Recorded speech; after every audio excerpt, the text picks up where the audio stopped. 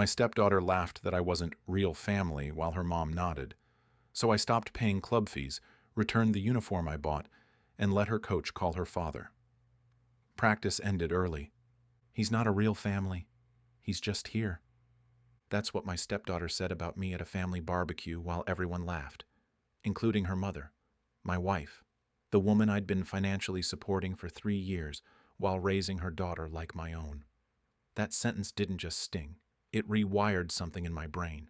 Because the moment someone tells you you're not real family while spending your money, you stop being their ATM and start being a man with a backbone. And let me tell you, what happened next changed everything. My name's David. I'm 42 years old, divorced once, remarried, and up until that barbecue, I thought I'd finally built the stable family I always wanted. My wife Rachel had a teenage daughter named Ella, 16 going on 30, the kind of kid who thinks the world owes her something just for existing. I had a daughter too, Lily. She's 10 years old and the sweetest kid you'll ever meet. The kind who writes thank you notes after sleepovers and apologizes when she bumps into furniture. When Rachel and I got married 3 years ago, I moved into her house because she wanted to keep Ella comfortable during the transition. Made sense at the time. Kids need stability, right? Except what I didn't realize was that her house came with a full financial subscription plan with my name permanently attached to it. I started contributing to the mortgage within the first month. Rachel owned the house, sure, but she was drowning in payments after her divorce. Her ex-husband, Ella's father, had basically vanished after the split, moved 2 states away, sent birthday cards twice a year, and hadn't paid a dime of child support in over 4 years. Rachel would mention it sometimes, always in passing, like it was just one of those unfortunate things. "You know how Mark is," she'd say with a sigh, and I'd nod because I didn't want to push. I was the new guy, the one trying to prove I wasn't like him. So I paid. The mortgage contribution every month, $800, is my half, even though I wasn't on the deed. The utilities, the groceries, the car insurance for her SUV was because she said her credit was still recovering from the divorce. I didn't mind at first. I loved her. I loved the idea of us being a blended family. I thought if I just worked hard enough, loved loud enough, eventually Ella would warm up to me. Spoiler alert, she never did. From day one, Ella treated my daughter like an invasive species. She'd roll her eyes whenever Lily spoke at dinner, talk over her like she wasn't even there, and do this thing where she'd accidentally hide Lily's school projects or art supplies so Lily would have a meltdown before school. One time, Lily spent an entire evening working on a poster for her science fair, something about the solar system. She was so proud of it, and the next morning it was gone, just vanished. We found it 3 days later in the recycling bin outside, crumpled and torn. Ella said she didn't see it when she was cleaning up. Rachel's response? "You know how teenage girls are. She's just adjusting." Number. I didn't know how teenage girls are because when I was 16, my mom would have had me doing push-ups in the backyard for even thinking about treating someone that way. But I let it slide. I thought time would fix it. I thought love would smooth the edges. I was wrong. Rachel worked part-time, 20 hours a week, at a boutique downtown, and she always framed it as staying flexible for Ella's schedule, which really meant flexible enough for yoga classes twice a week, brunch with friends on Saturdays, and posting those filtered selfies with captions like, "Self-care isn't selfish," while I was working 12-hour days managing a logistics warehouse. But I didn't complain. I wanted to be the provider. I wanted to prove I was different from Mark. I wanted them to see me as family. And then soccer season started. Ella played for this elite club team, the kind where the parents drive BMWs and the kids all have personalized gear bags. The fees were brutal. $2,400 for the season, not including uniforms, travel tournaments, or the special cleats she absolutely needed because everyone else has them. I sat down with Rachel and looked at the invoice, and my chest tightened. That was a mortgage payment. But Rachel looked at me with those hopeful eyes and said, "You're so good at supporting her dreams. She really looks up to you, even if she doesn't show it." I wanted to believe that, so I paid, every cent. I even bought the official team warm-up jacket, $180, because Ella said she'd be embarrassed without it. I showed up to every single game. I stood on the sidelines in the cold, cheered when she scored, and clapped when she assisted. I thought maybe, Just maybe I was earning her respect. Turns out, I was just funding her indifference. Then came that Saturday in late April. Rachel's sister was visiting with her 2 kids, and we threw a barbecue in the backyard. The weather was perfect, the grill was going, and for a few hours it actually felt like we were a normal, happy family. Ella was holding court near the picnic table, bragging to her cousins about her soccer team, about how they were undefeated, about how her coach said she had natural talent. Someone, I think it was Rachel's brother-in-law, joked, "Well, good thing you've got 2 dads cheering you on now." That's when it happened. Ella laughed, not a polite chuckle, a full, loud, theatrical laugh. And then she said it, clear as day. "Please, he's not a real family member. He's just here." The whole table went quiet for half a second. Then Rachel's sister giggled nervously. A cousin snorted. And Rachel, my wife, smiled. Not a big smile, but enough. Enough that I knew she wasn't going to correct it. Enough that I knew this was how they all saw me. The guy who pays the bills, the placeholder, the just here guy. I didn't say anything. I flipped a burger, took a sip of my beer, and smiled like nothing had landed. But inside, something fundamental shifted. It was like a switch flipped from trying to earn love to calculating expenses. Because when you've spent 3 years breaking your back for people who still introduce you as a punchline, something inside you goes cold and sharp. I finished grilling. I made small talk. I cleaned up the plates while everyone laughed at some story Rachel was telling. And that night, after everyone left, after Ella went upstairs and Rachel fell asleep watching TV, I sat in my home office and opened my laptop. I pulled up every financial record from the past 3 years. Bank statements, auto drafts, receipts. I made a spreadsheet. Mortgage contributions, $28,000. Utilities, $6,400. Groceries, estimated $18,000. Car insurance for Rachel, $4,200. Ella's soccer, $2,400 just this season alone. Over $7,000 across 3 years. Streaming subscriptions, phone bills, and the family vacation to Florida last summer that I paid for in full all went into the sheet. By the time I was done, the number at the bottom made my stomach turn. Over $73,000 in 3 years. For a family that just told me I wasn't really part of it. Rachel came downstairs around midnight, stretching, smelling like the lavender candle I'd bought her for Christmas. "You're up late. Everything okay?" I looked at her and smiled. "Yeah, just thinking about what real family means." She froze for a second. Then she laughed it off, that nervous laugh people do when they know they messed up but don't want to admit it. "Oh, Ella didn't mean that. You know how teenagers are. She loves you." Right. Teenagers accidentally humiliate their stepfather in front of the whole family with their mother's silent approval. Totally normal. I told her not to worry about it. I was fine. She kissed my forehead and went to bed. I stayed up until 3 in the morning, planning. Monday morning, I called my bank. I stopped every single auto payment tied to Rachel's accounts. The mortgage contribution set to be drafted on the 1st of every month.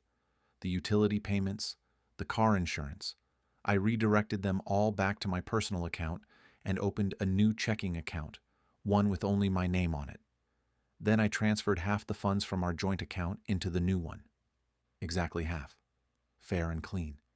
Tuesday, I got a call from the soccer club's billing coordinator. Apparently there was a payment plan I'd set up for the second half of Ella's season fees, $1,200, split into 3 installments. The next one was due in a week. I told the coordinator very politely that I'd changed my mind and wouldn't be continuing the payments. She paused, confused, and said, "Oh, should we contact Ella's father for the balance?" "That would be perfect," I said. "He's the real family. I'm sure he'll handle it." She thanked me and hung up. I felt nothing. No guilt, no anger, just clarity. Wednesday night, Rachel came home from the grocery store looking frustrated. She dumped the bags on the counter and said, "The card got declined." Is there something wrong with our account? I was sitting at the kitchen table reading the news on my phone. I looked up. "No, there's something wrong with your assumptions." Her face went pale. "What does that mean?" "It means I'm not paying for groceries in a house where I'm not a real family member. Check your own account."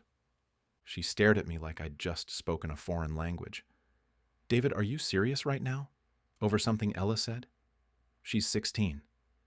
She's 16 and you're 41, I said calmly. And you laughed. So yeah, I'm serious. She tried to argue, but I walked out of the room. I went upstairs, kissed Lily goodnight, and locked myself in the guest bedroom. I slept better that night than I had in months. By Friday, the storm hit full force. Ella's soccer coach called Rachel that afternoon. I wasn't there, but Rachel told me about it later, her voice shaking with anger. The coach had said, "Hi, Mrs. Brennan. I just wanted to reach out because Ella's account shows an outstanding balance. We have her listed as inactive until the payment is cleared. I tried reaching her father, Mark, at the number on file, but it's disconnected. Is there another way to contact him?" Rachel's face went white. She called me immediately, and I let it go to voicemail. She called again, and again. By the time I answered, she was practically yelling. "You canceled Ella's soccer fees? Are you out of your mind?" "No," I said. "I'm very much in my mind. Her real dad can handle it. Isn't that what she wanted?" "David, this is insane. You're punishing a child." "I'm stopping a transaction," I corrected. "She made it clear what I am to her. I'm respecting that boundary." She hung up on me. That evening, Ella came downstairs crying, her face red and puffy. "You're ruining my season. Coach said I can't play until the fees are paid, and my dad won't even answer his phone." I looked at her for a long moment. Then I said very calmly, "Actions have consequences, Ella. You told everyone I'm not a real family member, so I'm acting accordingly. If your real dad won't help, that's between you and him." She screamed something about me being cruel and ran back upstairs. Rachel stood in the doorway, arms crossed, glaring at me like I was a stranger. "This is still my house," she said coldly. I smiled. "You're absolutely right. And now, it's your bills too." That weekend, practice happened without Ella. She sat in the car while Rachel dropped off the other carpool kids, and I heard later from one of the parents that the coach had to explain to the team why Ella wasn't playing. Word spread fast. By Monday, the team's group chat was buzzing with speculation. Some parents were sympathetic, others were judgmental. Rachel was humiliated. She tried calling Mark, Ella's real dad, 12 times. He didn't answer. She left voicemails, sent texts, and even tried reaching out to his sister. Nothing. Turns out, when you're the real family but haven't shown up in 4 years, people don't exactly jump to help. Ella's apologies started rolling in by Tuesday. Text messages, handwritten notes slipped under the guest bedroom door. "I'm sorry. I didn't mean it. Please, I'll do anything." But every single one felt like damage control, not genuine remorse. She wasn't sorry for what she said. She was sorry I stopped paying. Rachel tried a different approach. Guilt. "You're tearing this family apart over one comment," she said over dinner one night. Lily was at a friend's house, so it was just the three of us, silent and tense. "I didn't tear anything apart," I said quietly. "I just stopped pretending the tear wasn't already there." 2 weeks later, Rachel got a notice from the electric company, a final warning before disconnection. She'd missed the payment, and the late fees had piled up. She came to me, panicked, waving the notice. "We're going to lose power. David, please." "You're going to lose power," I corrected. "I opened my own account. My name's not on that bill anymore." She looked at me like I'd become someone she didn't recognize. "When did you get so cold?" "Around the same time I realized I was just here," I said. She paid the bill that night, barely, by putting it on a credit card, but the cracks were spreading. By the end of the month, I'd found an apartment. 2 bedrooms, 10 minutes from Lily's school, sunlight pouring through clean windows. I signed the lease without telling Rachel. I packed my things slowly, methodically, over the course of a week. Clothes first, then my books, my office supplies, every item I'd brought into that house 3 years ago. The day I told Rachel I was leaving, she didn't cry. She just stood there, arms crossed, trying to look unaffected. "You're really leaving over a teenager's mistake?" I shook my head. "No, I'm leaving because of the adult who raised her and the adult who married me but never defended me." Lily helped me load the last boxes into my truck. She didn't ask many questions. She just hugged me tight and whispered, "I like that we get to have our own place now." That sentence right there made everything worth it. The first morning in the new apartment, Lily made me coffee. Badly. It was watery and too sweet, but I drank every drop. We sat on the balcony, and she said, "This is nice, Dad. It's quiet." And she was right.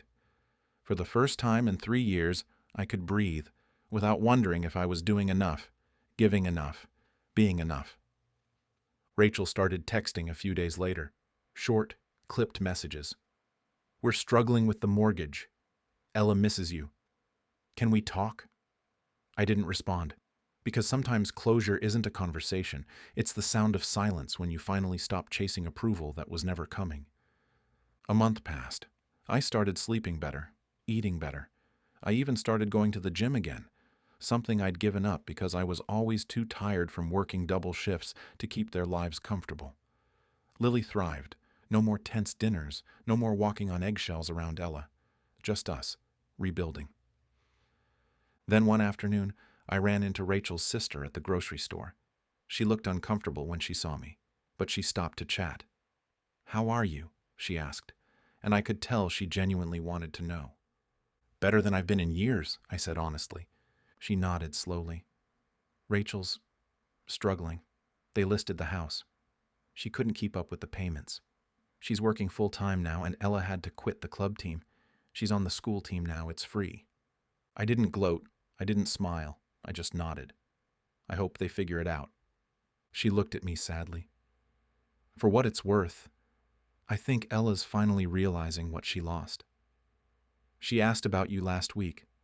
Asked if you were okay." "That's nice," I said. "But it's a little late." Because here's the thing I learned through all of this. When people show you who you are to them, believe them. Believe them the first time. Don't spend years trying to prove your worth to people who see you as a credit card with a heartbeat. I spent 3 years trying to buy love from people who measured affection in transactions. Now, every dollar I spend builds something that actually belongs to me and my daughter. 3 months after I moved out, Ella sent me a long email. It was well written, thoughtful, full of apologies and explanations about how she was going through a hard time and didn't understand what I was doing for them. She said she wished she could take it back. She said she missed having me around. I read it twice. Then I deleted it. Not out of cruelty, but because some bridges, once burned, can't be rebuilt. And that's okay. I saw Rachel one more time about 6 months later at Lily's school concert. We nodded at each other from across the auditorium. No words, no drama, just two people who used to share a life and didn't anymore. After the concert, Lily ran up to me, beaming. "Did you see me, Dad? Did you see my solo?" "I saw everything," I said, hugging her tight. And I meant it. Because for the first time in years, I wasn't looking at what I'd lost. I was looking at what I'd saved. So here's my question for you. Have you ever been in a relationship, romantic, family, or otherwise, where you gave everything and got labeled as just here? What did you do? Did you stay and fight, or did you walk away? Drop your thoughts in the comments. I read every single one. And if you believe that knowing your worth means protecting it, even when it hurts, hit that like button and subscribe to Reddit Visuals. Because sometimes the quietest revenge is just living well without the people who undervalued you.